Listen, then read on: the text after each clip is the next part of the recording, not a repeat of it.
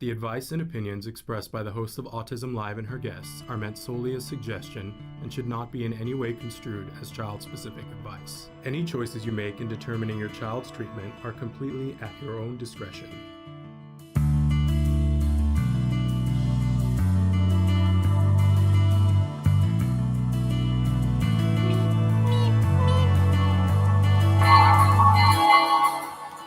Good morning and welcome to Autism Live. I'm Shannon Penrod and Traven. I'm just telling you, for whatever reason, it's not letting me check the chat button. So if you guys are writing into the chat right now, I can't see it right now and I don't know why. It's just not. I'm clicking all over that button, Traven, and the finger is there. The little hand is there. It won't let me do it. I'm coming to you from home today. Okay, we're working on it. Oh, now I can see them. Fantastic. Good morning, Faraya. So happy to have you here. And I see that there are many more of you here. If you want to check in on the chat and say hello, you know, I love that. I love to know who's in the house. I love to know what's going on with you. That's the whole reason why we do the show live, is because it's so exciting to be able to talk to you guys live. So I'm thrilled to be here this morning. You know, this summer we're taking some time and doing a series of shows that I'm calling the parent to parent shows, because I'm not trying to hawk my book really, but I wrote this book, Autism Parent to Parent, and it's out now because I'm really not trying to hawk the book. And there it is. But I wrote it for a reason that, as much as I tell you guys, I'm not an expert, and please know, oh, Faraya, tell me what's going on, because you said horrible now. Tell us what's going on so we can be here for you, and we're sending you hugs, okay? But I wrote the book because I think it's important. The kids are at home, and do you need stuff to be able to do with them? Is that what's going on? Because, you know, we did a whole show the other day about things that you can do with your kids at home. And on somewhere we have it on the Autism Live Facebook page too, and maybe Traven, you can locate it in the back of the book. It's just an excerpt from one of the blogs that I did. That's it's 101 things to do with your kids when they're at home to help you to keep sane. But I think it was Monday's show, yeah, Traven, Monday, that we did. It was a whole list of things to do and strategies to do at home and to have fun with your kids, right? Because you've got less services now. So I hope, I mean, this is just an endless list of things to do on Monday. We talked about this, and it's available in the back of the book, but it's also available online that you can do. And so the show on Monday was entitled Prioritizing Fun. But there's a bunch of they're not all things where you intensively have to do something, Faraya. A lot of them are things that you can, they're VR things that you can put on, like on your phone, and stick in one of those VR things. I'm not talking about the expensive ones, just the $10 ones, and have your kids have an experience in the jungle or something like that. Or there's stuff that you can do on YouTube on your television where you can put it on and tour a museum. So you can be sitting on the couch and you can be having a moment while they're watching that.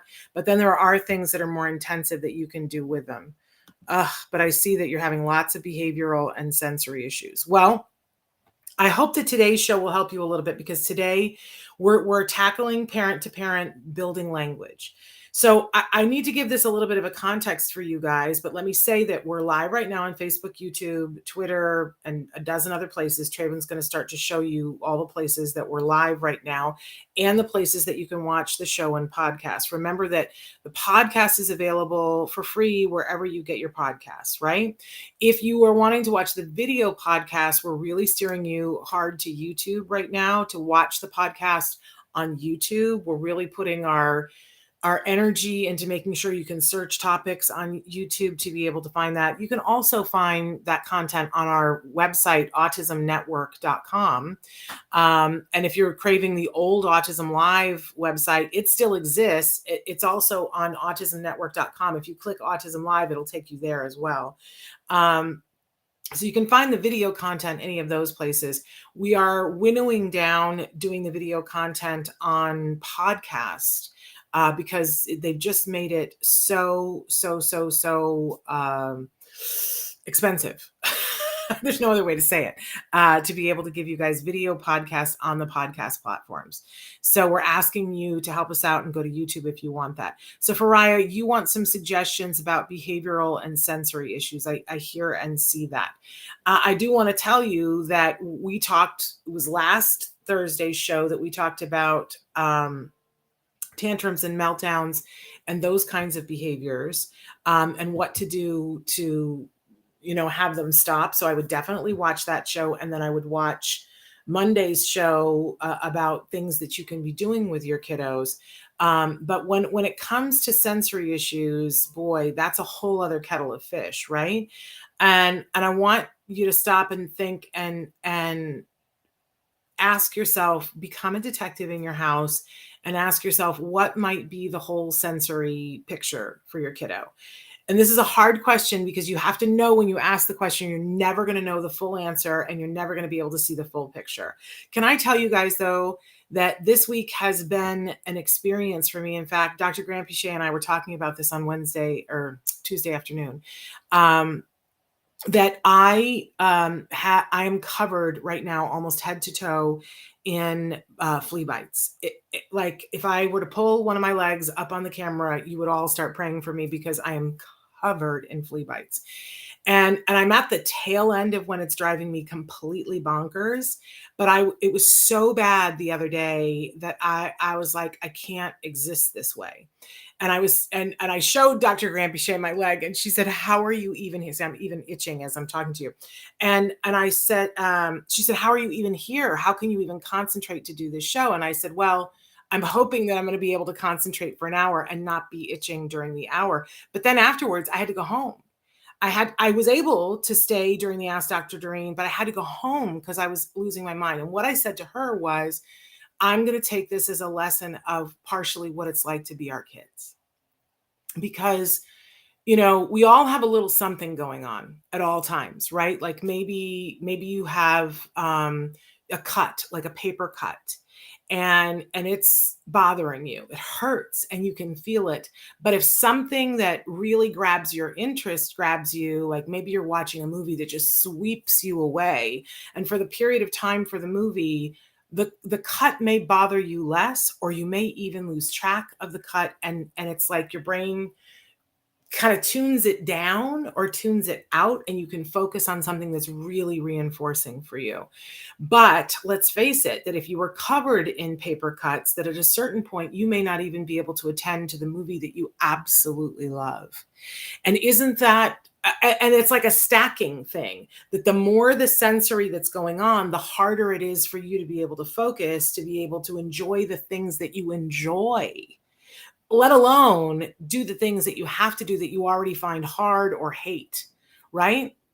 So we really want to be mindful when we're talking about sensory issues about what the full sensory load is. Because, it could be that, and I hear this a lot from parents from time to time, that they'll go, well, it can't be the tag in his shirt, because sometimes he's perfectly okay with it and sometimes he's not. And I always want to say, yeah, no, it doesn't work that way. Because you could have put the scratchiest shirt on me when I didn't have bug bites, and I would be able to handle it for a certain amount of time. But once I had bug bites, I can't handle it at all. In fact, I can't even handle a fan on me, right? Because my load is too high. And sometimes the load for our kids, we can't see. I have seen parents that have, had kids have huge behavioral and sensory issues, and they've struggled and they've tried to figure out what it is. And then they go to a gastroenterologist who specializes in kids on the spectrum. And they go through the process of having their child scoped, where they send a scope down the throat and up the bum to see what's going on. And they find ulcerations in the child's intestines that there's no way you can find any other way. Or I guess there's the pill that you can swallow that can do the camera as well, but that's hard for our kids too. And it's expensive, right? It is different than a colonoscopy because I think they go a little bit further up, but colonoscopy wouldn't hurt either. But the point that I'm trying to make is we're never going to know the full but you become a detective to say, what is the load? What are the things? And you try to minimize it. So if you know that your child has a minimal allergy to something, but you're like, oh, but sometimes they can handle it. If you're having sensory issues, if you're having behavior issues, eliminate it. Try to be kind and lower the load. In our office, we often walk in and one of us is one place or another. And there have been times that Dr. Grant Pichet has walked in the door and said, oh, I was just on a red eye. And, so I've been up all night long. I've had no sleep. So go easy on me, Shannon. Right? And, don't ask me the hardest question there is. But then once we get into it, she's fine because it's very reinforcing to her. But I love that as adults, we communicate with each other and say, I'm having a rough one today because I have this on board. Our kids don't have the ability to do that. So we have to be sort of checking in. And one of the things that you can do is be looking, are there any external symptoms? Is there a rash? Are their ears red or white? Are they having red or white spots? Do they seem hot? Do they seem cold? Feel them. What do they feel like? Do they feel sweaty? Do they feel clammy? Do they feel hot? Do they feel cold? All of those things, right? Notice, is your kiddo having trouble swallowing? Is their nose runny? Do their eyes seem like they're less focused than normal because they might be brewing a cold? You know what I mean?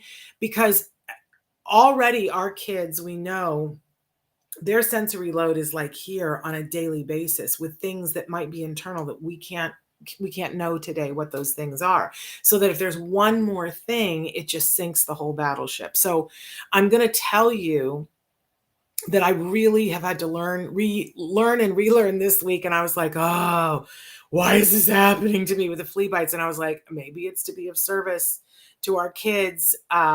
It's really happening because one of our dogs didn't get their flea pill. That's why it's happening. But I was like, how can I turn this into lemonade? Right.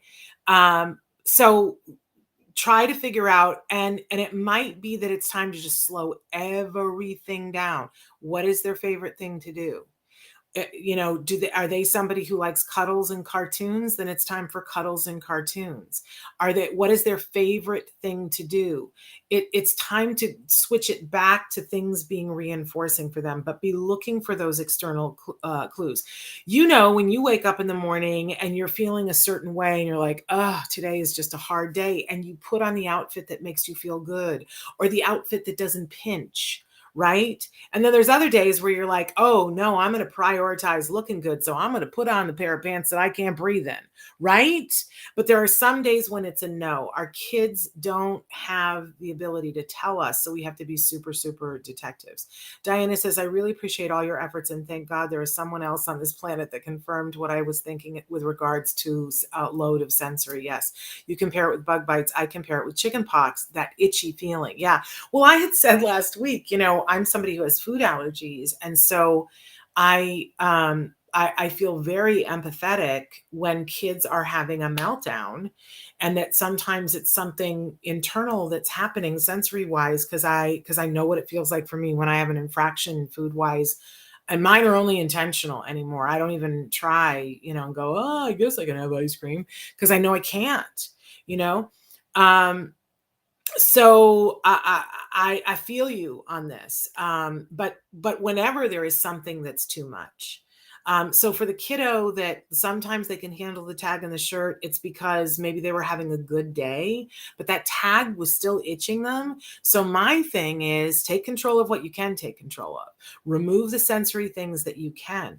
If you go to most autism centers now, they will have a sensory friendly room where the lights are dimmed, where things are soft, where there are tactile things that you can choose to play with or not play with, where there are visually stimulating things like those, what are the, they're not amoebas. What are they? Jellyfish lights that are fake jellyfish that they change color and they go up and down, or lava lamps or something like that. I encourage all of you, if you have a kid who's having sensory issues, to create a corner in their room or in some room in your house that you make sensory friendly for them. And let's remember that it's not one size fits all, that it's got to be things that really help them. Parker says the happy birthday song, especially at restaurants, still gives me sensory overload. Oh, Parker, I'm so sorry, because that happens a lot. It happened twice in the last 2 weeks. And one of those times was with a friend that I've not seen in years. Thank God her brother has Downs, so she understands that I'm working on it. Well, and Parker, that's a perfect example, because I think a lot of us, that would not occur to us, that would be a sensory thing that would, be like nails on a chalkboard to somebody. So, it can become a thing where, what can we take control of in that circumstance? And I don't know if you have done this before, but I would wonder if I was going to a restaurant with you, Parker, and I hope someday I do, I would want to be caring enough to go to the manager and say, hi, I have somebody who's with us who has a really hard time when you guys sing happy birthday. I'm not asking you to sing happy birthday. I'm just asking you to tell us before you do it, so we can excuse ourselves to the sidewalk and come right back afterwards. Like, that's not a hard thing for somebody to do. And then you can remove yourself from the thing. I would also tell you, Parker, that there would be OTs that would be on here who would be saying, let's record a bunch of people singing happy birthday, and let's give that to Parker so that Parker can have it playing so faintly that he can't hear it, and that Parker can be in control of gradually increasing it over time. And I'm talking over like a year of gradually increasing it, incrementing to the point where you can take it without it causing you any anxiety, and desensitizing to it, because that's another way to work on that. But thank you for sharing that, Parker, because I think this goes right to the core of the thing of what sensory to you is not sensory to somebody else. So thank you for sharing that. Okay, but our topic today, and I love this, and I want this interaction. I want to hear from you guys. I absolutely love it. I'm going to keep going back to the topic unless you guys write in other things, but our topic today is building language. And this is important to me, and this is a parent-to-parent talk. And as I started to say, that means that I'm not going to give you the expert how-to. I'm going to filter it through as a parent and as a former teacher. What are some of the salient points that we need to know as parents to be helpful and useful to our kids, no matter what age, no matter what ability? Andre says, Shannon, thanks for sharing all this knowledge. Sometimes I feel that my son is not actually there.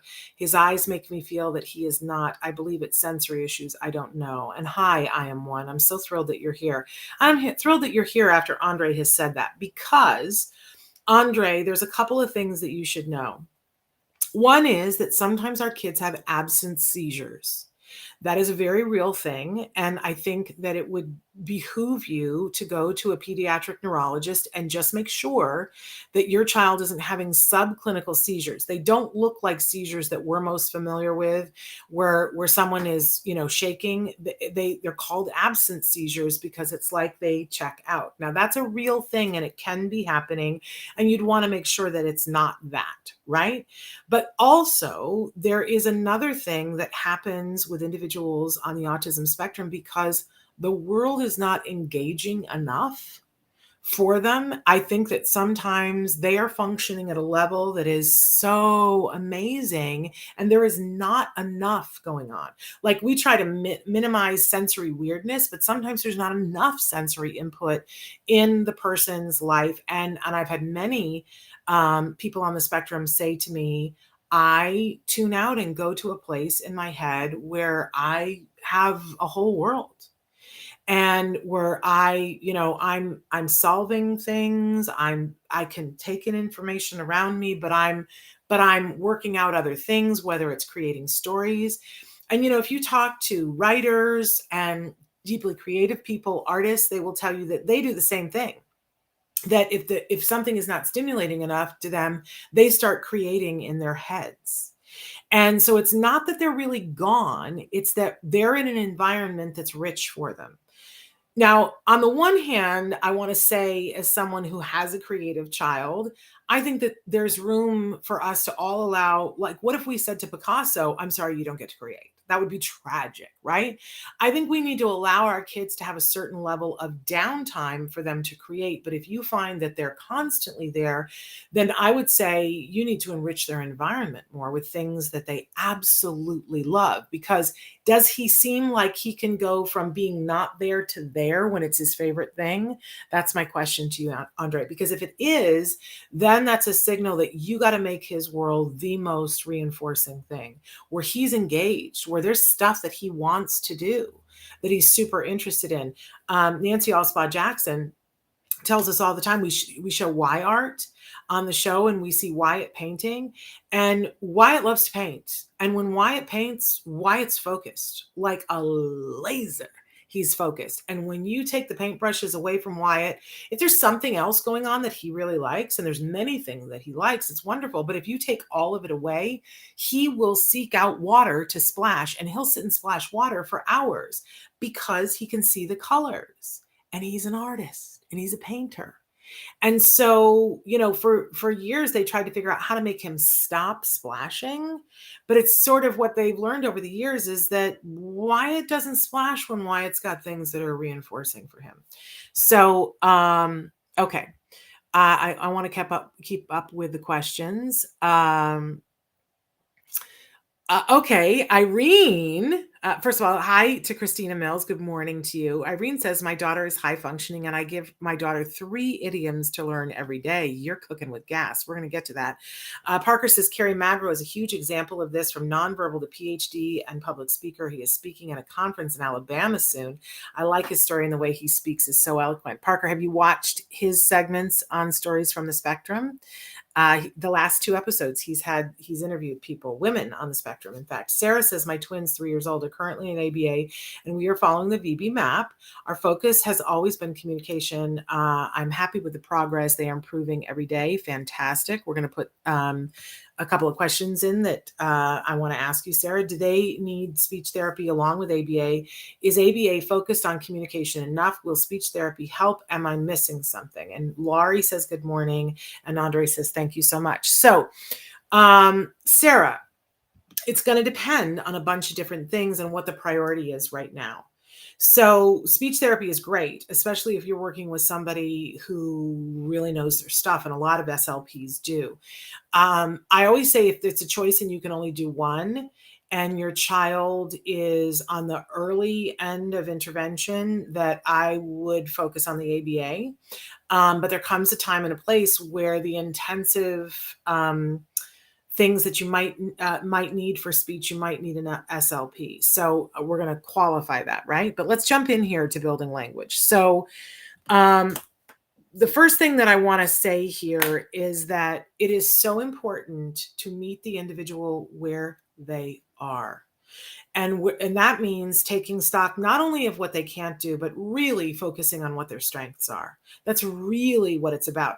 And we can all do this. We can all figure out what the strengths are for the individual. We don't have to have an expert in to do that, but it doesn't hurt, right? It certainly doesn't hurt. But if you think about your child, and how does your child, and I'm talking about, it could be that your child who is 2, it could be your child who's 5. It could be your child who's 14. It could be your child who is an adult, right? How do they communicate what they want? It's a great question, right? Because then we can start to go, what are their strengths? And we talked about this the other day, that all babies communicate what they need by crying. So my question to you is, has your child progressed out of that phase, or is that the phase that we're in, right? And what happens if you look at the arc of typical development, what we see is that kids very young start to babble, and then they start to approximate long before they ever say a word. There's a really great TED talk that you can listen to, where a scientist, his wife was pregnant, and she's a scientist too. They signed up, they had their whole house fitted with cameras and with sound, and their baby was born, and they mapped the first 2 years of the child's life, every single utterance that the baby gave, so that they were able to isolate and take out every single utterance that led to the word saying water and where in the house they said it. And it's they're using it to learn how to build language, but you can listen to it because then they take it and they consolidate it down to about 14 seconds that you hear the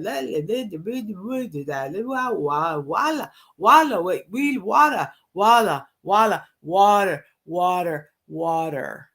Right. And that's kind of like what it sounds like. That's how, but it's 1,000 times that of what it took for that baby typically developing to learn how to say water.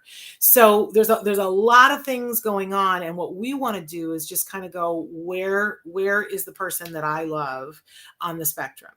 On that continuum? Like, are they able to request water? And do they do that vocally? Do they do it with pointing? Do they grab your hand and take you to it? Do they make any kind of a sound at all to get the things that they want? Are there any utterances at all, even when they're not wanting something? Are they able to produce sound? Right? And we start wherever that is then. And we work with that individual where they are, and we strengthen what is there. So if they are able to point to be able to get something, then we're going to go woohoo, and we're going to celebrate that. I know as a parent that it feels like, well, no, that's not going to work. I want them to be able to go to college, right? And they're not going to be able to point to everything to get but we start where we are. And for each and every one of you, you're going to start in a different place. So I just want to reiterate that we start where we are and we build on the strengths.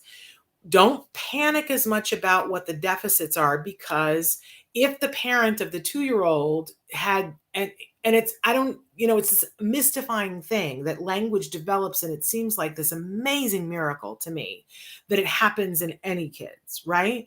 But we took it for granted for years until we had kids with autism, right? Isn't that the truth? And now we panic. But if that parent whose child went from the water had panicked on day one, I don't know that they would get to the water, right? So I'm going to ask you, don't panic. Don't panic. We're going to get to communication one way or the other. I don't think that there's been a single person on the spectrum that they've said, oh, we just can't get to communication. So we're going to get to communication. I can't promise you what it's going to look like in the end, but we can always strengthen it and get it more and more and more. So let's get focused on that. And when you start to feel the emotion of, I don't know if it's going to happen, you got to talk to yourself and not go shut up, but say, okay, I feel that you feel that. I know why you're feeling that. This is scary, but that feeling is okay. You're going to be okay. Your kiddo is going to be okay. Let's focus on what we can do, right? Don't just poo-poo it and shove it away. Talk to it, talk it down. You know what I'm saying? Okay. So, I also want to encourage you, if you can, the thing with speech is that there is help and support. And we know this, that so many years ago, the statistic was something like 85% of people on the autism spectrum will never get verbal language. They'll never be able to communicate their needs. That was the statistic, that it was by far the majority of them. And now in just 20 years time, that number has completely flipped, that it's now 85% of individuals on the autism spectrum will get vocal, not just verbal, vocal language, and that the other percentage will get functional communication, so that they are able to communicate their needs, and it's virtually zero who do not have any form of communication. So what we know from that is that there is stuff that works, that speech and language pathologists do work, that ABA professionals do work. There's a whole bunch of help. So I really want to encourage you to sign up to get some sort of help and to get as much as you can handle, right? As much help as you can handle, because it's just going to help you on this path. Don't be afraid to work with the professionals, but also don't leave it entirely to them. This is, I see so many poor, beleaguered, overwhelmed parents who they're at a point and they're just like, I can't. And they finally get in the line to get the help, and the help comes and they go, great, I'm going to drop you off and then I'm going to pick you up.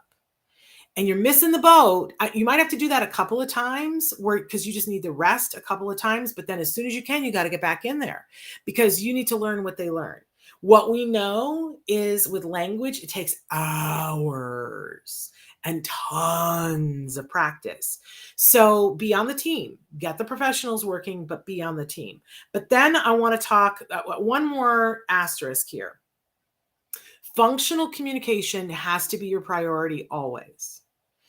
And I know I'm going to lose some people here because we all want our kids to be able to have vocal speech. Everybody wants that. We are not apologizing for that.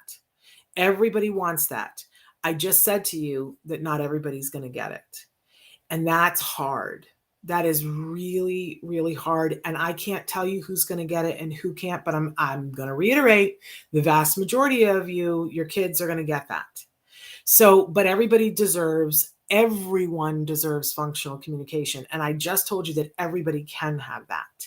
So if you're at a point where you're working on the vocal speech, but your team has said to you, we think we need to put an assisted device in, like an iPad or a Dynavox or something like that, I just want to say to you, don't say no to that.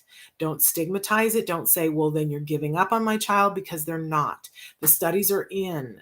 And the studies show that if a child isn't picking up language quickly enough, they will become frustrated. It doesn't mean that they can't pick it up. It's just they're not picking it up quickly enough, and they will be frustrated, and you will have behaviors.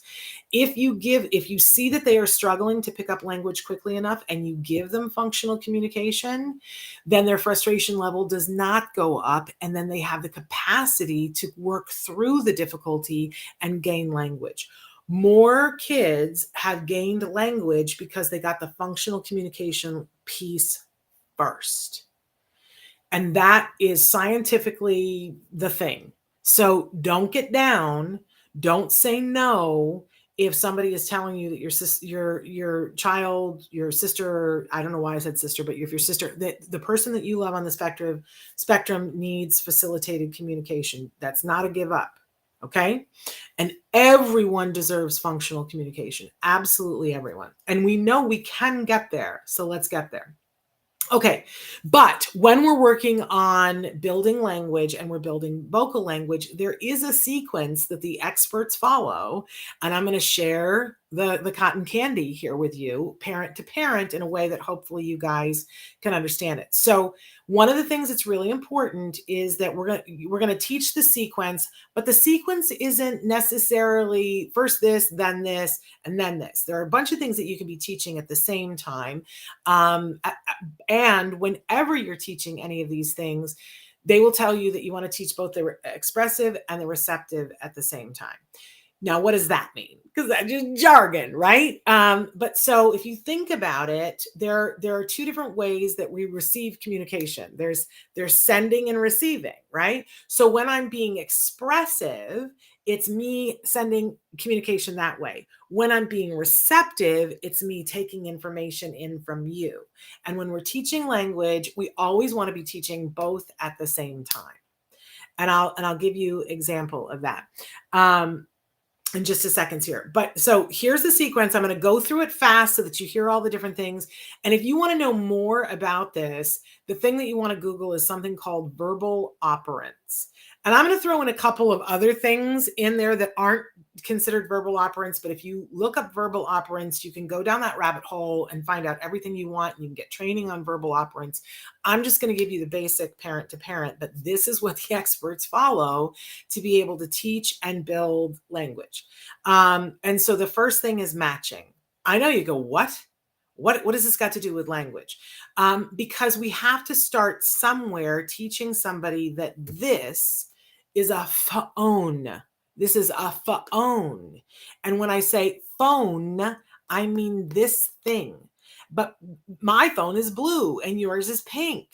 And it's really hard to teach pink and blue and phone and hard and camera.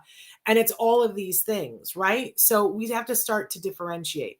So, you'll see they sell flashcards everywhere. And what most people who are working with kids with language will start is matching. So that I've eliminated what you have to do here.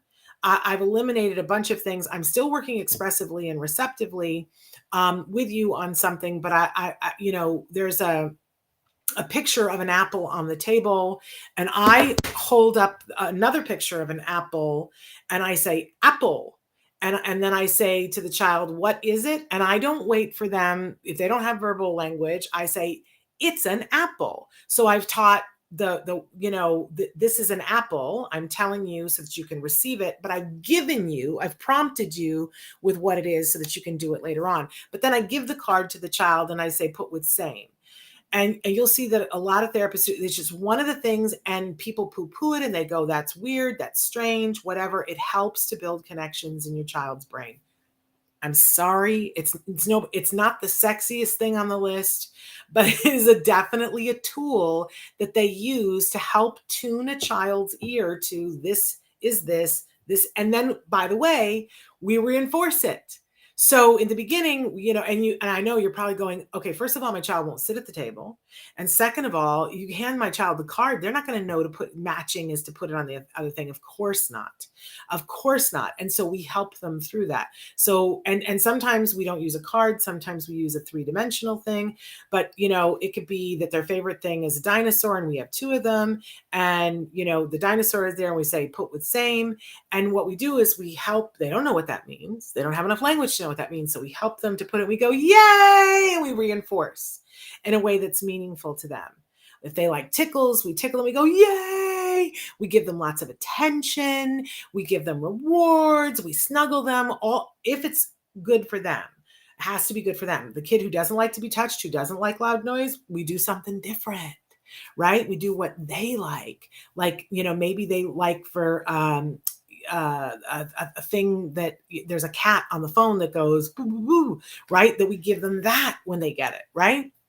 Has to be individualized, has to be reinforcing. So matching is one of the things that we do to build language. And a lot of people go, well, I'm just not going to do that one because that doesn't make sense to me. I'm telling you, you're missing the boat. I'm telling you the secrets here. You can take them or you can lose them. So the other thing is echoics. And when we're doing matching, we're building echoics. Echoics is when they echo. So I'm going to say something and I want you to say it. And so I go, what is it? It's an apple. And then I make big with my face and I go, apple, right? Well, that's not reinforcing. Can I tell you how they really start working on this? With a bottle of bubbles. My favorite thing, 69 cents at the drugstore still, right? You get the bottle of bubbles. Most kids love bubbles. And good speech therapists, good ABA therapists building language, they crack open those bubbles and they go, ba, ba, ba, bubble. And they blow the bubble. And they over exaggerate what they're doing with their mouth. They go, ba, ba, ba, bubble. And they blow, right? And the kid loves the bubbles.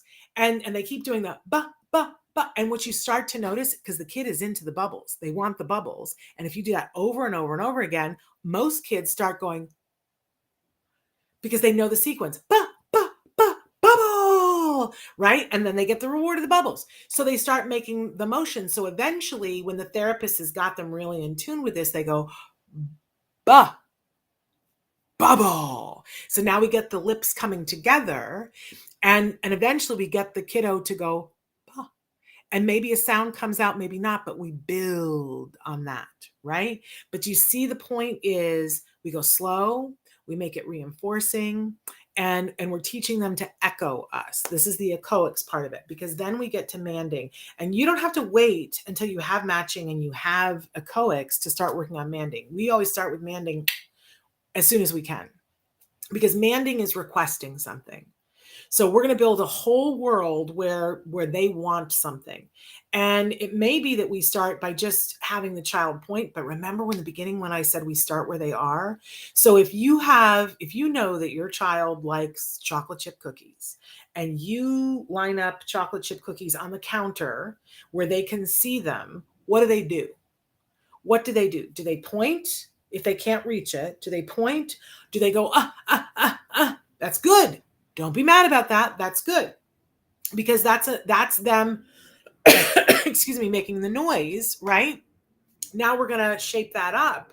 And instead of going, we're going to have them say, ka, ka, ka. And when they say ka or something close to ka, we're going to give them a piece of the cookie, not the whole cookie, because we're going to do this a lot and we don't want them to sugar out, right? But if they say, even if they go, right? Then we're going to give them a piece of cookie and go, yes, ka. And we keep saying it to them and having them say it to us. And we say, what is it? And we keep using the expressive and the receptive. What is it? It's a cookie. Ka, ka, cookie. And we just keep languaging. We're building a bridge in their brain that says, oh, I hear ka.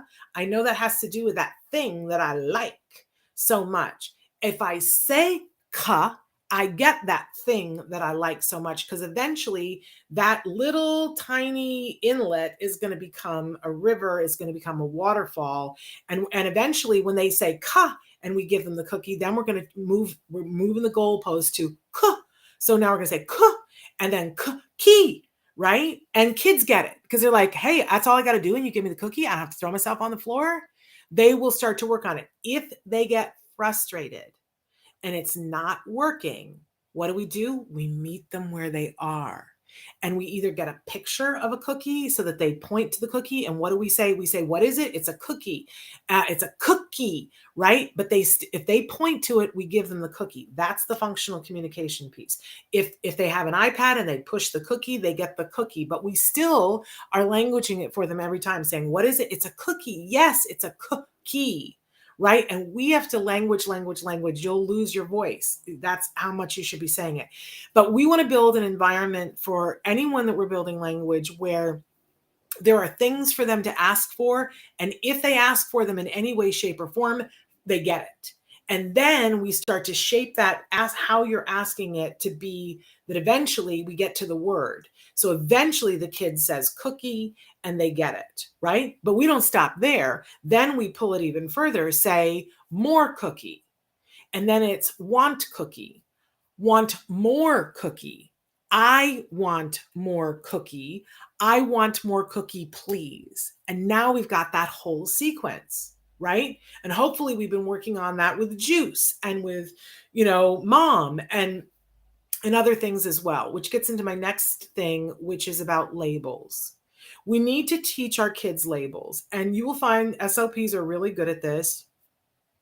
It's not technically considered one of the verbal operants, but I think for parents, we understand labels.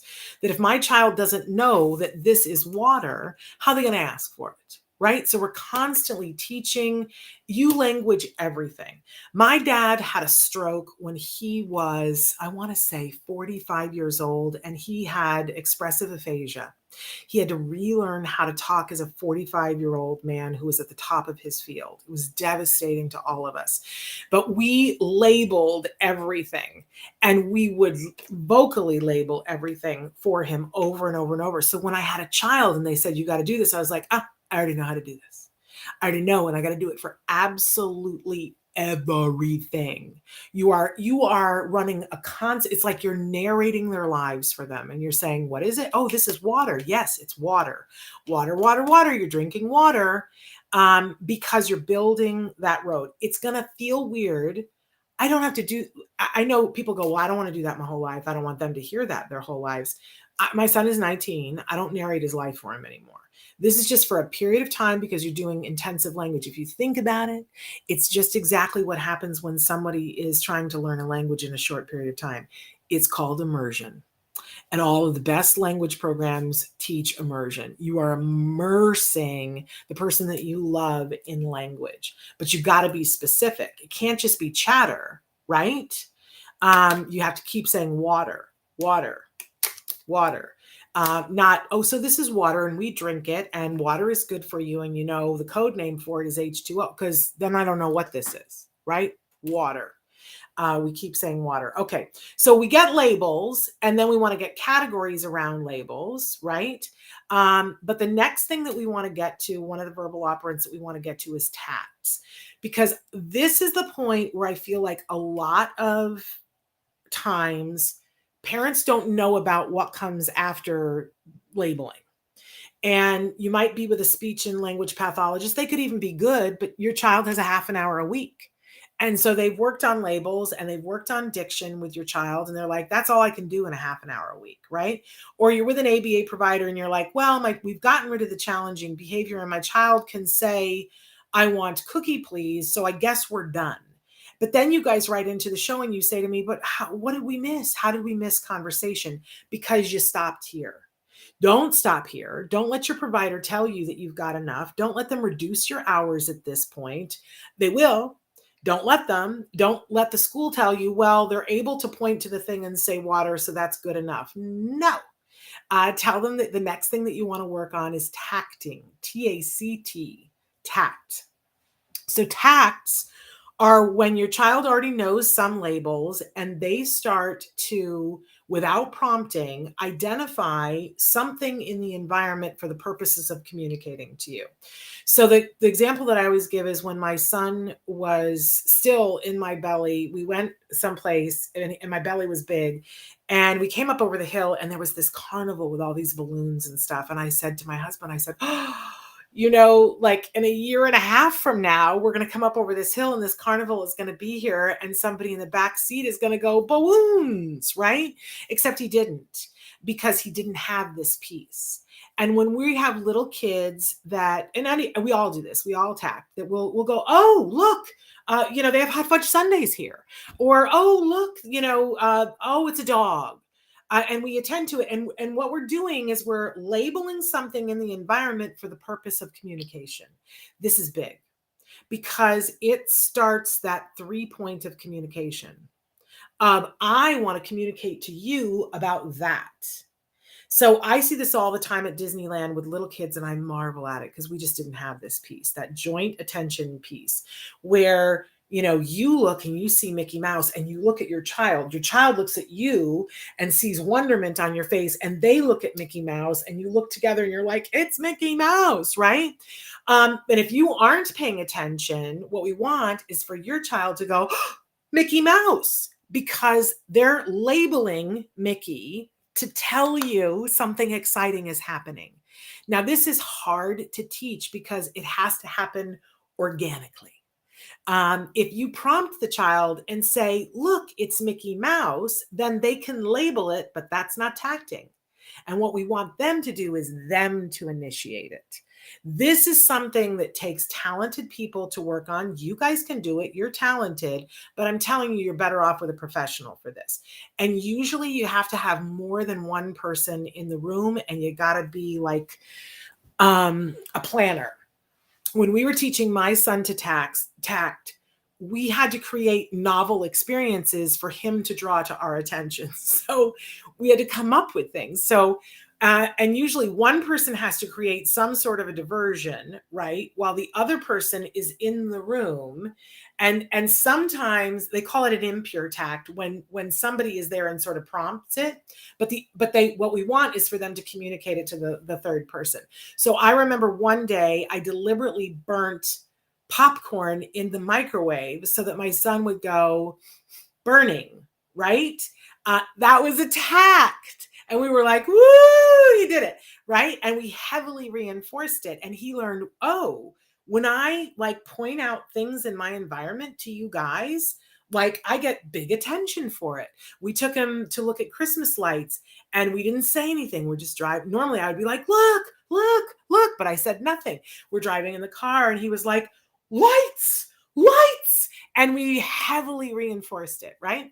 So you can teach tacting, but it helps if you have other people helping you to do it. Again, it's a verbal operant. And then there are other verbal operants, but the last one that I'm really going to talk about is intraverbals, because this is the promised land where we all want to get to. Intraverbals are when you can bring something up without it being in front of you, without it being prompted. So and it doesn't have to necessarily be that you started it, but it is the basis of conversation. So if I say to you, what fruit do you like? Then you have to go into your head and you have to think about all the fruits there are. You don't see them visibly in front of you. You see them in your head, and you have to think about, okay, I know what fruit is. What fruit do I like? I have to think through, what do I like? And then I got to be able to answer you and say, well, I like apples. Right? But I didn't bring up apples. I didn't say anything about apples. I mentioned fruit, but I didn't bring up apples. So I could say, tell me something that's green. and you could answer apples, right? That's an intraverbal. And it is the stacking block upon which conversation happens. So when you are at the point when you have labels and you start to put them into categories and functions and things like that. Okay, I see Sarah's question. I've not been paying attention to questions. I'll get to that right now. When you have labels, you need to start building things in where sometimes rules and other things where kids start to know what it is you really want, because they don't know what it is you really want. And so the lesson that I remember that they were teaching my son, first they had him matching animals. Like, they would give him a bird and they would say, it's a bird, put with same. And he would put it with another bird statue that looked exactly the same. Right. And they would go, yes, it's a bird. What is it? And then eventually my son would go, it's a b, right? And then it's a b, it's a bird, right? And heavily reinforced, right? So now he knows it's a bird. I can match it. He's labeling it. He can request the bird. We had to get a bird that was super cool that had the sticker on it that he wanted. So he would say, I want the bird, right? So we're building this whole thing, but then we teach him, a bird is an animal. We teach him the characteristics. A bird has wings. A bird can fly. And then we show him the bird and say, what else does a bird have? And, and eventually he could say on his own, a bird has feet, and he would know all these things. The birds have eyes. And then they worked on cars, and what's the difference between a bird and a car? It's a lot, you guys. It's hours upon hours upon hours. But then eventually he knows enough things that then you can start a conversation with him and say, tell me 3 things about a bird. And, and he can list off the 3 things about a bird.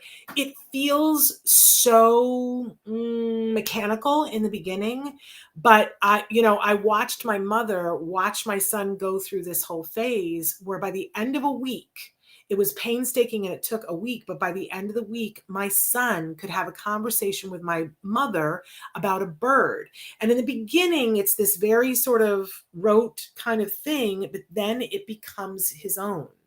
If you think about it, for those of us who are shy, pick me. I know it doesn't seem like it, but I'm painfully shy. When I used to go to parties, I would have to think to myself, okay, what are 3 topics that I can talk about at a party with if I'm talking to somebody and I don't know what to say, right? Those weren't really mine, and I would think it through, but then eventually those things became things that now I can talk to anybody. Okay, so Sarah says, I have a difficult time understanding how speech therapy is going to help. We're working on manding, tacting, and interverbals. Yay. Isn't it going to get confusing if speech therapy says something different than ABA? Who shall I follow? Well, if they're all working on speech, they shouldn't be working against each other. It's just that the speech and language pathologist is going to go in and they're going to work on it from a slightly different tact. That they're going to work on the idioms that the other parent was talking about, which is great, because eventually, if you have good ABA, they would work on that as well too. But they might not prioritize in terms of time, right? Where speech therapists will. Speech therapists will also be working on the oral motor and will be able to, and sometimes you have a really good ABA person who can see this too, but I got to be honest, a lot of them haven't been trained in different areas, like if their tongue isn't quite making the sound right, and so they're not being understood when they say certain sounds, a speech and language pathologist is going to be able to look at them and go, okay, we have low muscle tone in the tongue. Here are the exercises that we're going to do every time, and they're going to teach the kiddo how to do them and teach you how to do them with the kiddo. Again, good ABA professional can do that, but what I find is that the vast majority of them may not know these things, right? Whereas a speech and language pathologist will. So, and they're going to be able to diagnose it faster with speech and language pathologists. And also, depending on whether, I know, Sarah, that I think you're in Dubai, right? Depending on what worked for us was we did intensive ABA, and then we had speech and language pathologists at the school. And very quickly, once my son had caught up he still is working on a couple of sounds, that he has to catch up on still at 19 because it wasn't there when he was younger, right? But what they needed for him to work on was social language. So we built it into his school schedule that it was twice a week. He had lunch bunch where he would go to lunch with other kids, some of them who also had speech issues and some that did not, and they would play a game. But the speech path was there with a couple of interns.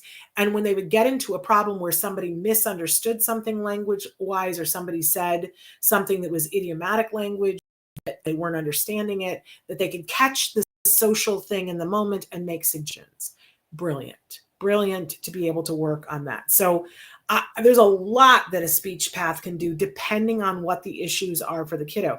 But if you find that, and for me, first of all, if you find that your child is having trouble pronouncing anything or making sounds or oral motor, add the speech and language pathology, but have them do it during a period of time when they're not missing out on something else. And I really wanted them to be working on social time during lunch anyway and building friends. So it only made sense to pair that with language for me. But it's so different for everyone that I want to caution you, and it might be different for your two kids, even though they're twins, they might be vastly different. Okay, I'm just checking to see. Oh, there's so many comments. I so apologize, you guys. Okay, so I am one. I hate meeting new people because they notice something off, like going to a job interview. People can tell I'm different and I get treated poorly and looked at like an animal in the zoo, and I'm tired of it. And I am one. I've heard you say that before, and I know you're going to get to a promised land where you're going to meet some people who really enjoy you. I hope you watched yesterday's show with Adriana Garza when she talked about the fact that people stare at her son, and that there are people on this planet that their sensory issue is that they don't know what to do with how they feel about when something is different. They become anxious when they don't fully understand something, and we all need to realize that's their problem. So if somebody is staring, you know who I love? Katy Perry, because Katy Perry always says, "Let your freak flag fly." And I understand that not everybody is going to love and appreciate that, but that's just a sign for you that those aren't your people. We're your people. We love you. Christina says, my son gets tired after working on his handwriting. He has to concentrate hard, makes him tired. My son loves to draw the solar system. Well, that's a great way to work on that hand stuff because it's hard. Do you know how many muscles it takes and having to sit up to write, and how much energy your brain has to go down your arm? And there's the lifting up of the pencil and putting the pencil down. They've done great research on the fact that it's super hard for our kids. But you do have the ability to work on those muscles outside of handwriting. So have him draw that solar system. It will only build his hand muscles. Have him, I thought I saw pictures of you taking him horseback riding. Am I wrong?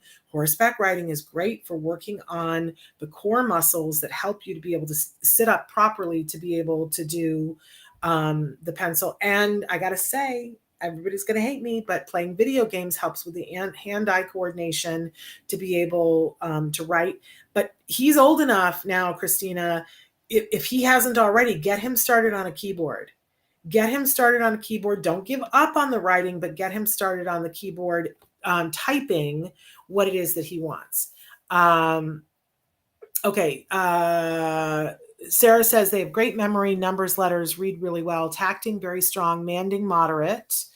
That is fascinating to me because usually manding would be more than tacting. Intraverbal moderate, BB map on level 3, full level 2. Well, what jumps out, and I've already said I'm not an expert, what jumps out at me here, if somebody is moderate at manding, that means that they are not able to tell you what they want. And that is core to happiness. If I can't tell you what I want, what are the odds I'm going to get it? Right? Great marriage lesson that I was taught. Like, if I don't know what I want, how's my husband going to know what I want? Right? So I would be asking about how can we build manding on that? Because I know you've got a team working with you, because Manding should be at this point, like, I know I ask for this, I know I get it. And that's how my life works. And the confidence that comes with that, that's what jumped out at me. Christina says he's making sounds when he doesn't have words. That's great. We're trying to get him to use the AAC when he can't get his words out. Fantastic. Christina, I'm going to ask you a question. I don't know if I've ever asked you before, but have you tried the methyl B12 shots? Because sometimes for some of our kids, when the words are there, when we've given them the base and the words are there and they cannot get them out, sometimes, not always, methyl B12 shots clear the methylation cycle and unstop whatever that thing is. Please don't ask me to explain how or why, but I know that helped my son. You can't just, it's not just B12 shots. Please, everybody hear me when I say it's methyl B12 shots that must be prescribed by a doctor. And really the only people, it has to come from a compounding pharmacy. The only doctors that prescribe that are MedMaps doctors, and that's medmaps.org. You can go on TACA now, TACA now.org, and put in methyl B12 shots to read more about that. But that does, and that did for my son, break down a bunch of barriers to speech. Just putting it out there. Christopher says, I have a few questions that are somewhat related to this subject matter, but also slightly off topic. Do you have an email address or other way that I can ask these questions without distracting from the topic at hand? Of course. Shannon at autism-live.com. Happy to take questions. Always. Love that. Love that. Yeah, I hear what you're saying, Christina. So some of that, I don't, has he been evaluated for apraxia? Sometimes that inability to get it from the brain to the muscle is sometimes apraxia, and then they can go at it a different way. But I also want you to look into the methyl B12. Kathy says, got my parent-to-parent handbook. Thank you. I know it will help the mom I got it for. Yay. And Christina, I saw that you got yours. Parker says, don't forget other ways of communication like PECs and iPads. Yes. I can't say enough how important functional communication is. That could be text. It could be a picture exchange system where they give you a picture, they rip it off their book and they give it to you and you give it to them. Everyone deserves that functional communication. Thank you, Parker. Kathy says some states cover the purchase of communication devices. Absolutely. And more insurances cover it now too. Okay, I have a difficult time understanding how. We did answer that. Hopefully, Sarah, did that make sense? Okay, I love that you guys started talking to each other too, because I wasn't attending to the thing. My daughter is in college now. When she was in elementary school and junior high, I put in my daughter's IEP for the teachers to write in the journal, and my daughter learned so that I could reinforce at home. So, yes. So having a journal where the teachers write in what the kids are working on and how it's going, I think that's what you're saying, Irene. So important. And that you set up a system at school where you can reinforce for them both by following through on things, but also giving them rewards for things that they did well at school. When my son was in kindergarten, we had mommy money and daddy dollars. And I made play money. I got Monopoly money and put pictures of us on it and copied them and cut them out. And I sent them to school. And if he, did all the things on his sticker and got a certain number of stickers for the day, then he got either mommy money or a daddy dollar. And when he had 40 of them, we would go to Disneyland. And he kept a count on that. And he worked hard to get his mommy money or his daddy dollar. And it was our way of saying to the school, we're working with you. He's doing what he's supposed, we agreed on what he was supposed to be doing at school. He did it. And then he got his reward. And at that period of time, he had to get 40 of them because we were teaching the number 40. And we wanted it to not be easy because Disneyland is hard. And he could withstand that amount of stuff. Earlier, there had been things where if you do this, then you get this when you come home, But I think he was in 5th grade when we did away with the reward thing at school every day and switched it to grades. And we asked for the grades to come home weekly so that he could get a reward for the grades, so that we would build in that grades are important, because he didn't give a flying fig about grades. And now he's on the dean's list because he cares about grades. Okay, I see that you guys are talking to each other. We don't go out because my child is seen as a freak a lot in public settings, so we don't go out there. We don't go out much. He loves to play and touch my hair. I want to say this. I know what it's like when you leave and people look at your child and they look at or you, and they give you that stink eye. It is so important, though, that we not allow the world to stigmatize us or our kids. You may not be able to go out every day. You may not be able to withstand it every day, but I'm going to beg you to not isolate. I'm going to beg you to go to places, go to find an autism event to go to, look and see what's close to you. And I know that you're a little bit far out from a lot of things, but you got to find your tribe. You got to find a place where you can go and you can just be yourself and your child can be themselves without fear of judgment. And then when you feel stronger because you have that base, then I want you to foray out into the world and don't feel obligated to educate people. Just be, and that will educate people. And when you can, when you feel stronger, then you'll get to a point where you and your child will go, excuse me, you're rude, right? But you don't have to do that today. And for those of us who our kids are doing better, believe me, when I see that kind of thing happen, I call it right out, right? But you're not weird. Your child is not weird. You're human beings. And, so he loves to play with your hair.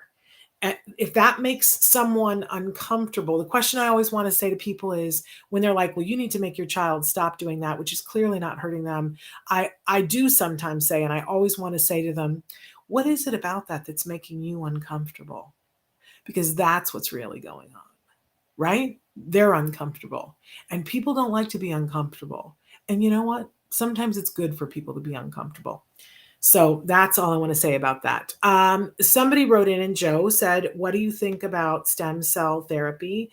I don't know what I think about stem cell therapy. I am so very, very, very on the fence about the whole thing. So that's what I think about stem cell therapy. He's going to do keyboarding next year. Fantastic. ABA therapy and helping kids with level 3 ASD diagnosis to improve and be a typical kid. Okay. Joe, I'm sending you a hug. Here's the thing. I want to say to you that it's very typical at the beginning of the race, when you find out that your child has been diagnosed with autism, that you immediately want what you thought you had, which is for your kid to be typical. And it's totally okay to feel that way in the beginning. But I think that what you'll find after you've been around for a while is that no one is typical. There is no such thing as normal. That's a setting on the dryer. And what we really want, we were taught that that's what we want. We want our kids to be normal. We want them to be typical. No. That isn't really what we want. If we pared it all down, what we want is for our child to be happy. What we want is for our child to be able to communicate their needs. What we want is for our child to be able to have friends and to have a happy existence and work a job and to be able to move through their life, right? That's what we want for them. And I think it's important as early as possible to shift to that. Your kid is okay. Your kid is perfectly okay the way they are. They have a different way of communicating. They have a different way of looking at the world. Now, that doesn't mean we're not going to teach them, right? But we don't need to change who they are, but we need to give them skills to be able to communicate with their world. But that doesn't have to change them. That's if I was, if I decided to go live in China, I need to learn enough of the Chinese language so that I can get my needs met, right? It doesn't mean that I'm going to change who I am. It doesn't mean that I might along the way learn things that change my mind about some things, but I don't change who I am. I grow because I learn things, and I need to learn the language. And I can't just go to China. People in the United States do this. I don't mean to make fun of us, but I really shouldn't go to China and sit there and be like, well, I just expect them to understand me, right? And it needs to go both ways, right? So we need to learn, individuals who are on the spectrum, and we need to help them to learn how to communicate with us. We don't need to change them, and we don't need to make them typical. We don't need to make them normal. It doesn't, it doesn't, we don't need to change who they are. Now, we can take, and there have been many documented cases of kids who are level 3 ASD that are taught skills, and over a period of time, they're taught so many skills that they no longer qualify for a disorder. That doesn't mean that their brain isn't different and function different, but they no longer qualify for a disorder. I think that's worth talking about. And we like to talk about that. If you are having challenges, then let's work on the challenges. If you are not able to communicate your needs, let's work on how can you communicate your needs. But I don't think the goal, for me anyway, and for a lot of parents, is to make our kids typical. I know kids that are typical that I would not want to be my child. Can I be honest? That, my son is 19 and in college now. And yes, I'm lucky and I have survivor's guilt, but my kid wasn't talking. My kid was hitting his head on the kitchen floor. And I was told that I should not hold out for a whole lot, that my kid was never going to be able to go to a typical classroom. We worked, oh, there went my light again. We worked our tuchuses off. He worked swinging. Can you see it? If it's not something, it's something else, right? Because we're live. I get excited. But we were told to give up hope, and we didn't. We worked really hard to give him skills and to have him apply those skills in the way that he saw fit. But can I tell you, my son's brain is totally different from mine. But he does not have a disorder or a disability anymore. He did. He absolutely did. It's documented. We have video. I have multiple psychologists who said that he had a disorder and that he was disabled. He is no longer disabled. But I would not classify him as being typical or whatever normal, might have meant. But I look at him as a 19-year-old and who he is. And, knock on every, I have other friends who have 19-year-olds who, the things that they're interested in are drugs and alcohol and that kind of stuff. And that is not my kid. I wouldn't trade him and the way his brain works for anything. His brain works better than mine. I don't mean to get in the soapbox, but that's where I'm coming from. Hopefully that sings to you in a way. Christina wants to know, how can I get this shot? You need to be working with a MedMaps doctor. So medmaps.com or medmaps.org. It's a methyl B. And I will tell you that where we got ours, the compounding, because there's only a couple of compounding pharmacies in the United States that will make them. Hopewell Pharmacy in Texas is where we got ours. They ship them to you, and then it's a whole thing, but you have to follow doctor's orders. It is a prescription only, and you can't get it from a typical pediatrician. Sarah went on to say they can tell what they want, places or things that are or absent, but not complex ones, like I want to go swimming with X person, or I want to sit in the front of the car. But if I recall, Sarah, are they 4 yet? Because I think, that's amazing that they're still leave room for the fact that there's going to continue to be growth. This is not a sprint, it's a marathon, and you're kicking it, girl. You're doing everything that you should be doing to make it happen. You're on the path. Don't let up. But I think if they turned 4, they might have just turned 4, right? My son didn't really start to put everything together until he was 6, 7, Nicole says, my son primarily communicates by scripting, but uses the scripting at the appropriate times to get what he wants. Any suggestions? That's a phase, Nicole. That's good. Like, celebrate that. The only thing we don't want to do is get stalled and get stuck there. Right. And so Dr. Grampiche always talks about the scripting and says, great. If there's a point in the movie where, the Tin Man says this and he uses it at the appropriate time in conversation, then she recommends that you teach them to be able to say, well, the Tin Man says this before, so that they give some context about why they're saying that. If you can't get them to do that, if that's not at the place where they're at, then you language it for them and you say, well, yes, that's what the Tin Man says when this happens. And you keep languaging that so that they get that, oh, well, that's a relevant part of the conversation. Because to them, it's funny when you think about it. So they're moving through their world and they're carrying with them all this stuff. And I do think that their brains can carry more than ours can, right? And they're carrying all this stuff with them. And when you think about how complex it is that they're in a conversation with you and they're able to take a reference from a Disney movie and that fits in that moment, whew, that's some skill, right? It doesn't register with them that you don't have the ability to do that. Isn't that fascinating? So what she recommends is that you just language that for them so that eventually they realize, oh, for these mere mortals, I have to put it into context. And that when you do that repeatedly, a lot of the kids start to get where you're coming from too. Okay. Christina says, I had to take him to a doc appointment with me. So hard. He was all over my hair. It was so hard to watch him struggle. So definitely there's something sensory wise that's going on with the hair. And, but there's a hierarchy, right, of things that are more important. So there's something sensory wise about the hair that is comforting to him, that feels good, that is, important. But my question is, he's also really into solar system and the planets. So if you're going someplace where you really don't want him to be all over your hair, I would bring something that's solar system. And at a certain point, when you need for him to attend, that's when you go ponytail, baseball hat, here's your solar system thing. And so that we help him out to show him, oh, you've got something that's more reinforcing than my hair right now. What do you think of that, Christina? Write back and tell me. Nicole says our 9-year-old and 5-year-old, both autistic, also even notices their brother does not talk the way that they do. Of course. And they will start to notice at those ages, and they will start to go, I don't understand.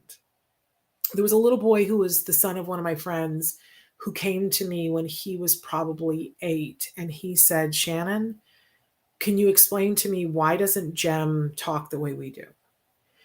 And what I said to him, and this is how I explain it, people bring kids up at conferences and when we, go to big fairs and stuff, I don't know why people bring up their kids and say, can you explain to my older and sometimes younger child why their brother is different? I don't know why I'm picked to do that. But here's what I say to them. I will say to the child, hey, do you like to play on a computer? And yes. And I say, or a phone. Well, do you have a PC or a Mac, or do you have an Android or an iOS? And the kids are in tune with this kind of stuff. They get it at an age where I'm mystified that they do, but they get it. And they'll tell me what their preference is. They'll go, oh, I have an Android, or my mom uses an Android phone. Right. And I say to them, oh, okay, but have you ever played on a iPhone? Or have you ever played on a Mac? Have you ever, well, my friend's mom has one. I go, oh, okay, so which one is better? And they're like, oh, well, my mom likes this. And well, their mom likes that. And what's the difference between the two of them? And sometimes the kids are sharp enough now that they'll go, oh, I've had a 5-year-old say to me, it's a different operating system. So don't count it out on your 5-year-old, right? But if they don't know, you say to them, well, they work on a different operating system. And so it means that the information goes a different pathway to get there, but it can still get there. And that is the difference between you and your brother. You're a Mac and they're a PC. And so their way is not wrong. It's just different. And there are some things, and I always try to think of, especially if I know the kids, what is the child that's on the spectrum good at? You know how he can do this? And I'm not talking about being a savant, but we're all good at something. You know how, he's a good singer, or, you find something that is their thing and you say, you know how he does this and that's hard for you? Well, you do this and that's hard for him. Because we have to take the stigma out of this thing for the kids and tell them that their brother or their sister is okay. and that they should still be talking to them, but they're just, something might take longer or might take more patience, but that they have value and that they're here and that that's important. Traven, I'm looking at the time and knowing that we're going over. I can't believe I haven't gotten the hook, but I want to deal with these questions. Christina says, we're finding places he fits in. We go bowling, small family, quiet place. Yes. Make sure that you go and don't stop doing that. Irene says, my daughter used to hate shopping. I continue to take her shopping so she could adjust slowly to be able to shop today as an adult. She loves shopping. I love that story, Irene. And we need to hear more of those stories so people can hear, because you remember when your daughter was little and you felt like we're never going to be able to go shopping. And we're never, how are we ever going to be able to go shopping together? And that's a rite of passage for moms and their daughters, right? She used to hate eating in restaurants and I kept taking her. Today, she loves eating in restaurants, building slowly, getting them used to it. Amen, Irene, my sister. Joe says, thank you so much for this encouragement. Joe, you found a home here, so please come back.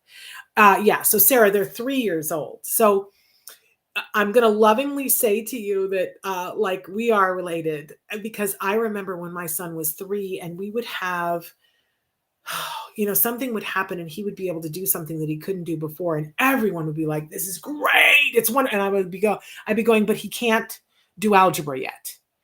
And I wouldn't be saying algebra. I would say, but he's not asking questions yet, or he's not doing this yet. And I constantly wanted to know, are we on the path? Are we in the window? Are we doing what we're supposed to be doing? And, there's a certain amount of that makes you the parent that succeeds, right? So I'm not asking you to give that up. I'm just asking you to lovingly acknowledge that that's who you are and that you are of service to these 2 amazing kids because you are that on it mom. But I also want to feed into there that you celebrate the victories. You celebrate each and every victory, because one of the things that comes with autism is this whole, how I said language is just this miraculous thing that, there are some kids that just pop out and 2 years later they talk and nobody's on the news going, that's miraculous, except those of us who had kids that didn't, right? And here's the thing, though, about that double-edged sword is that the opposite side of that is that we get, if we will choose to take it, the privilege to celebrate all of the miracles. And I'm going to tell you, there is more fruit there than any place else. Celebrate, celebrate, celebrate. We used to do the dance party in our house where for a minute after all the therapists were gone for the day, just to shake it all off, we would put music on and we would celebrate and dance for 1 minute. And I remember that more than anything else. It was a way for us to bond and to celebrate, because this is hard work they're doing. It's hard work you're doing. So celebrate, celebrate, celebrate. I want to encourage you, keep pushing, keep asking, but just know that some of what you're hoping for them to be able to do at 3, you're going to get there. If you keep doing what you're doing, you're going to get there. But it's a lot to think that it's going to happen that quickly. I won't say that it never happens for anybody, but don't, you're doing really well. So don't second guess yourself. You're going to get there. Keep pushing, but don't panic. Okay. Joe says, did you put a home program for him? Yeah, we didn't have any other choice back then. She says, when you were working with your son, did the school try to place him in an only skills school where no academics are taught? And did you put a home program for him? So here's, it was a different time, because here in the United States, we didn't have insurance that would pay for ABA. I lived in the state of California, thank goodness. And they still have the regional centers. And at that time, if you lobbied like a crazy person, and I did, you could get a certain number of ABA hours, and then the school would take over at the age of 3. And we read the studies and found that that equation didn't work. That there was no study that showed that putting kids in school all day long at 3 and doing ABA on the side was what was effective at getting best outcomes. So, and remember, when I'm talking about best outcomes, I'm talking about happy kids that have the ability to communicate their needs and, can do what they want to do. That's best outcome, right? So when we saw those studies and saw them clearly, we said, the school was saying, we want him for 8 hours a day. And we said, no. And we said, I got to watch myself here. I got to be careful. We said, we want the regional center. We want a 40-hour program in our home for ABA. That's what we said we wanted, because there was no center that I could take him to do 40 hours at the center at that time. It was only home programs. And we were told that there was no way we were going to get funding for a 40-hour program. So I lied and cheated, and I went to the regional center. And this is just the truth. But I also have to be careful what I say so I don't get myself in a sticky wicket here. But I went to the regional center and I waited until the day that the person who had already told me no wasn't there. I found out her schedule and I waited till the day she wasn't there. And I called the officer of the day. And this is how I cheated. And I said, we've been on the waiting list to get our services, and where we wanted to get them from was the Center for Autism and Related Disorders, and there was a waiting list. And so I went to the regional center and I said, Card just told, this is a lie. I said, Card just told me they had an opening for a 30-hour kid. Because regional center was telling me they would give me 20 hours, and that wasn't going to get us there. So I said to the regional center, Card just said that they have an opening if you could fund 30 hours. They have an opening for a 30-hour kid. Lie. And I said, but I have to be able to tell them today. Is there any way that you could get me funding for 30 hours? I will make use of that 30 hours. I will use it. And because it was the officer of the day, and I was like, and my person wasn't there, and she was like, yes, I'll give you. And I said, I need it in writing. So she did. She gave it to me in writing. And then I went to Card and I said, I know we're on the waiting list, but regional center said that they would fund a 30-hour program if you could start us next week. It was a lie. But we do what we have to do. You know what I'm saying? And so that's how we got 30 hours. And because I made it urgent, I'm not telling you to do that. I don't think it would work anymore because people know that I've done this, and I think they've shored up the ship. But I'm asking you not to hurt anyone, but sometimes you gotta advocate your took us off for your kid, right? But so then what I then did was I went to the school and said, we're not going to come to your stinky program. And I think I said it exactly like that too. And I said, I want you to fund the rest of our program. And he's going to stay home, and I want you to fund the rest of the program. So here's the thing. They sued me, and we had to go to mediation, and I'm not allowed to say what the result of the mediation was. But so then my kid was doing a 40-hour program. And it took me probably 8 months to get to that. But then I had to work with my ABA provider, again, who was Card. But you have to do this with any ABA provider because they never had enough therapists. Even well before COVID, they never had enough therapists. And so I had to keep pushing them and saying, hey, how hard did I fight for a 40-hour program? Don't you tell me you don't have a therapist. And I was such a squeaky wheel and drove them so crazy that I thought they couldn't wait to get rid of me when my son finally finished therapy. And when my son finished therapy, they hired me to come in and work with them. So I'm just saying, that's what we did. You have to find your way, and I want to support you in finding your way. But what I see over and over and over again is that now with insurance, what happens is that there are two different stories. That people get their diagnosis, and sometimes that takes forever. That's a whole other episode, right? But people get a diagnosis, and some of them automatically, with good insurance, they'll just say, oh, and we're giving you 40 hours for this first 6 months. No questions asked. There are people who are just being given 40 hours, and the parents are saying no. Or the parents say yes, and the ABA provider says, we don't have the therapist to do it. And so they don't get the 40-hour program.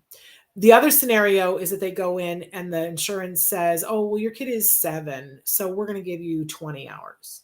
And the parents go, oh, okay. Whereas if the parents dug in their heels then and said, no, I think I'm going to need 40.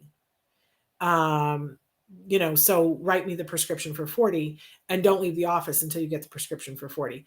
I always say to parents, it's in my book, get the prescription for 40. It is what is medically advisable, and your insurance will roll over if you push. If your child is under the age of 8 and you're just starting therapy, you should be pushing for 40 hours. Get the prescription first for 40 hours, and then you got to find the way to make the program happen with the right ABA provider. And that is a problem because there aren't enough therapists. Now, there are ways around that too. But one of the biggest ways around it is you got to say to your ABA provider, and I did say to CARD, I was like, I'm as serious as a heart attack. I want a 40-hour program. And I didn't let up. And anytime if I had 38 and a half hours, I would nicely call up and say, that's not going to work. I just about drove myself to distraction to get 40 hours. I find somebody to do it. And you know what I would do whenever I would go through the drive-through at some place and I saw somebody who was a real energetic kind of person, that kind of person, they were like, hey, do you want cinnamon Crispus with that? And I'd go, hey, are you good with kids? Are you this good with kids? Here's a card, call these people, get hired there. And then they would get hired. You got to be a part of the solution, but 40 hours was our thing. And I worked hard to get us to it or as close to it as much as I could. It is impossible for everybody. And then you got to, but you know what? Before, when there wasn't insurance, it wasn't possible either. People still found the way. They got sororities in their neighborhood and they trained them how to do it. Because sororities and fraternities have to do a project. They got the people in the Lions Club. People got the people in their church to do it. I don't know all the ways, but I know when parents decide to find a way, they teach me the ways. That's what we did. Okay. Wait. I'm way behind on these comments, and we're just going to stay. I can't. The thing is stuck though. And they just turned 3, Sarah. Oh, Sarah, you are doing so good. Hello, Dark Angel. We script 2. I know that the script is, and I bend it to be functional. It's cool, but my husband doesn't understand us. LOL. Get your husband on board. Have him talk to other dads. You know what podcast I'm really recommending right now is the Autism Dadvocate. Have him listen to some other dads. Download it for him to listen to it in his car to and from work, because I'll tell you something, the men feel this, I think, as intensely or more intensely, and they don't have the groups that women have to be able to be free with their feelings. And a lot of times the men just shrivel. Don't let him. Pull him in, love on him, and ask him to join you in this. Yeah. And Dark Angel says, my son goes after other kids' hair too. Hair is very reinforcing. If you have to let them grow their own hair out, we know people who have kids that have, the mullet, and there's one piece of hair for them to be able to do that to self-soothe if you have to. But we build in rules about we don't touch other people's hair. And that, you can touch mom's hair, but you have to ask first, right? But we can't just rip it away from them. Give them something else that fulfills that need. You know what a lot of kids love are those silkies. They're little blankets and they just feel soft. And I know it's like, well, my kid is in 8th grade. That's not very functional. You know what? Sometimes you gotta take care of business first. Give them a silky, see if that'll take care of it, or a different kind of a fidget. But there's hair is soft and it moves. Some kids like those mermaid pillows, but a lot of the kids love the silkies. And some of the silkies, if you push a button, they vibrate and even light up. So try it. Big hugs to everyone. Thank you, Christina. Thank you, Dark Angel. Is it true that if they don't talk by 5 years old, they never will? Absolutely not. We have many adults that we know that didn't start talking until much later. There's a young woman that she didn't start talking until she was 19. And Emily Grodin, that she and her mom wrote the book, I've Been Buried Under Years of Dust. Emily didn't start having functional communication really until she was like 27. And now, you know, she's written a book and she writes beautiful things and she's going to college. So yeah, no. Don't let anybody tell you, oh, everybody talks about the window. Boy, that jacked me up for years. You know what you can tell them they can do with the window? Step off. And there are other words, but I'm too concerned about. Anyway, okay, so I think Andre's got a question. Shannon, what if I couldn't afford a supervisor and your only resource was yourself and the curriculum? That's what I did. I don't advise people to do this, but that's what I could do. Okay, so which curriculum are you using? Are you using skills? Are you using the VB map? What are you doing? Because there are things. There's a great case of Maddie. We used to show a short video about Maddie. We showed it so many times it was like the video degraded. But I need to catch up with Maddie's mom. I usually try to call her every 4 years or so. So Maddie was a little girl, and her parents were living in I want to say Montana, Missouri, someplace very rural, not close to anything. And Skills had just come out. And it's a curriculum. It's an online curriculum. And so they decided to use Skills, and they took Skills and they trained all of the people in their church how to do it. They didn't have a supervisor. Mom became the supervisor. Mom spent a lot of hours learning things. And Maddie no longer qualifies for an autism diagnosis. And didn't very quickly. I think it was within 3 years that Maddie no longer. Now, her doctor, and again, I haven't talked to her mom in several years, but her doctor classified her as autism in remission, as if it maybe is the disability portion of the autism is going to come back. I don't understand that, but that's how they coded it for insurance purposes, because she gained so many skills from doing Skills, and they didn't have a supervisor. So here's the thing, Andre. I know for a fact it can be done, but you're absolutely right. It's hard, and I wouldn't advise it. And they had their whole church on board to be therapists, and their whole church learned how to work with Maddie. You got to love that. Like, I kind of want to move to where they are to go to their church, because if church was like that, I'd be going, right? Okay, use Skills. That was amazing. My son improved a lot. Unfortunately, can't afford it now. You know what, Andre? Skills is taking clients on again. They weren't for a while in COVID, but they as things go, Skills is relatively inexpensive. So Autism Care Today, which Dr. Grant Pichet founded, loves to give grants for Skills. So if you want to write to me and say we need a grant for Skills, then I will forward it to ACT Today, or you can write directly to them at act-today.org. I think it's faster if you do it to me, and I will take it over to them. Shannon at autism-live.com. And if anybody wants a grant to be able to use Skills and you can't afford it, I think it's like $75 a month, although they run specials for it. But if you can't, and look, I could not have afforded that. Please don't feel judged. There are some people who are like, oh, $75 a month, that's nothing. Well, to a lot of us, it's a lot, right? There's no way I could have afforded that. So if it's too much, then please write to me and, put in the heading Skills Grant, so that I know and can classify it and get back to you quicker. Okay. Because for that charity, it's very doable to do that. I also want to tell all of you, and Traven, I don't know if you're going to be able to remember Justin Leaf's program, that they offer a free 40-hour training program for parents to be able to learn how to implement all of the things that are available in Skills. You can also do that through IBT, the Institute for Behavioral Training. But Justin Leaf's program, and I can't remember what the name of it is, it's in my book. For heaven's sake, I have to read my own book.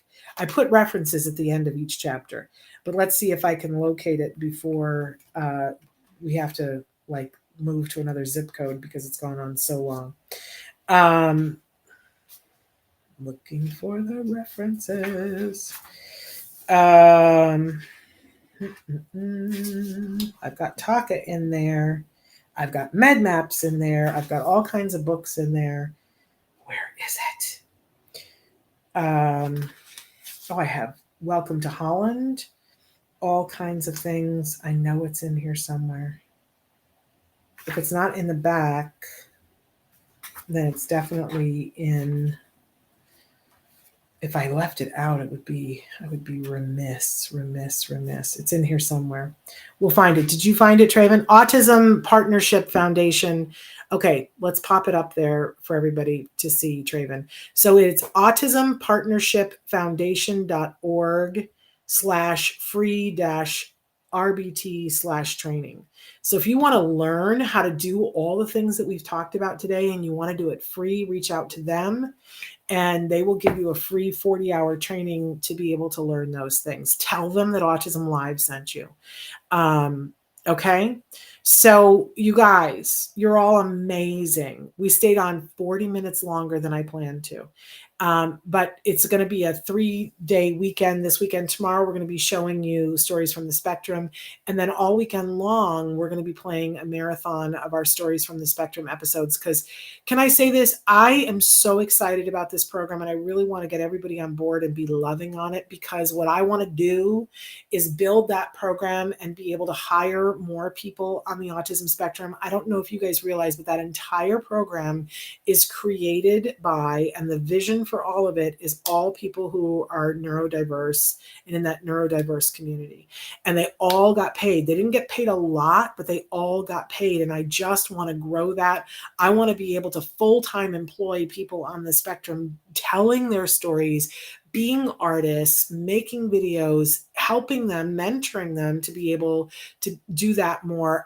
I really want to do that. It's not going to happen unless more people watch it. So it's any point over the next 4 days, tune into Autism Live and watch. There's only 3 episodes so far. They're short and they'll just be on a loop playing over and over and over again. But check it out, share it, tell other people about it.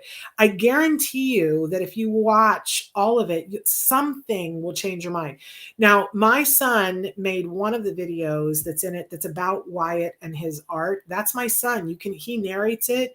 The assignment for him was go make a video about Wyatt's art. And that's all I said to him. He shot it all. He edited it all. He narrated it. He put all the additional clips in that he found for himself. So if you want to get to know my son better, go watch that and learn about Wyatt's art, because I think it's a wonderful look at 2 different views. They're both neurodiverse. So take a look at all of that. Andre says, thanks a lot, Shannon. The problem is I live in Brazil and converting dollars to our currency makes it some money for most of us. Thank you. But here's the thing. If you apply for a grant from ACT in Brazil, they'll just pay for the skills for you. You won't have to convert anything. So please apply for a grant. And Nicholas, hello. So thrilled that you're here. Okay, you guys, I'm losing my voice because it's happening. But I appreciate you all. Please check out Stories from the Spectrum so that and love on it so that more people will find out about it, because we really want to grow that. And please feel free to write me, Shannon, at autism-live.com if there's something that I didn't answer. If heaven forbid, if I missed a question in the crawl, I apologize. But I love and appreciate all of you and want to help all of you to get to the place where you need to get, and the place of love for the people that you love on the spectrum, to help them to get to things that are important. Nicholas, we're just finishing the show, but I'm loving on you because Nicholas says I have autism and ADHD, but I'm on the spectrum. And Nicholas, you need to know that there are a group of people here who've been watching, and we identify as either there are some people who have identified that they are also on the spectrum somewhere, or there are a whole group of us who love people on the spectrum. And we want to be allies to help you and other people like you to get to things that are important to you. So I'm glad that you're here, and I hope you'll check out some of our other videos. And I hope you'll watch Stories from the Spectrum this weekend, because that's all only voices of people on the spectrum. So anyway, I got to go, but love, love, love. I hope everybody has a happy 4th of July. If you're here in the United States, please stay safe. Please limit how much sensory you subject the people that you love on the spectrum to, because I love me some fireworks. But, you know, sometimes it's really hard for folks on the spectrum. Not everybody. Some of them absolutely love it, and some of it's a sensory nightmare. So do what you can, lessen the load. Be kind to yourself and to the people that you love that are on the spectrum. Okay. I will see you back here on Tuesday for a live Ask Dr. Doreen. She's going to be coming to us from a remote island. We won't disclose where, but we'll be thrilled to have her live. That's our next live show on Tuesday. Until then, give your kiddos a hug from me and one for you too. Bye-bye for now. Mwah.